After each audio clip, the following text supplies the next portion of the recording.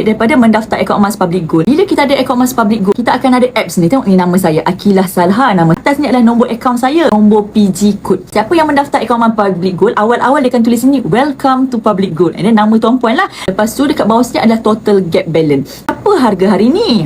Kalau mendaftar di akaun emas Public Gold, dia terus boleh nampak kat sini. Kalau harga 1 gram hari ni, last updated Oktober 18 hari bulan tahun 2025. Dia akan update setiap pukul 12. Nanti pukul 12 kejap lagi agak-agak 45 minit dia akan update. So kita akan tengoklah perubahan harga dia. Hari ni 1 gram bersamaan dengan 627 dan RM100 akan dapatlah 0.1595. Bila kita buat penambahan, kita tekan top up. Bila kita nak jual, kita tekan. Bila kita nak withdraw, kita nak keluarkan item-item macam saya tadi ni, kita withdraw daripada butang withdraw. Dan bila kita nak tengok transaction kita tekan history.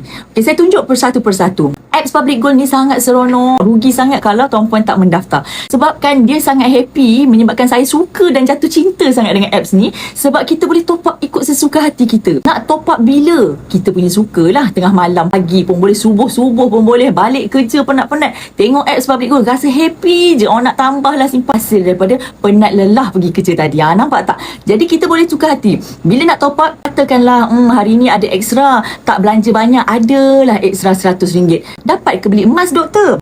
Boleh jadi emas. RM100 Public Gold akan kirakan dan kita masuk RM100 akan dapat 0.1595. Nampak tak? So bila katakan, doktor saya nak top up 500 lah doktor, possible ke dengan Public Gold?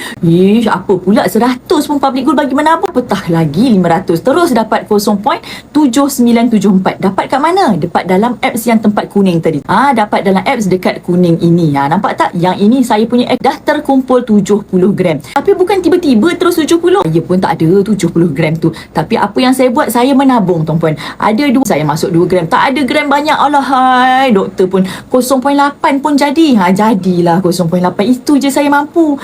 Kalau saya tak mampu 0.7 boleh ke doktor? Saya pun 0.2 pun ada tuan-puan.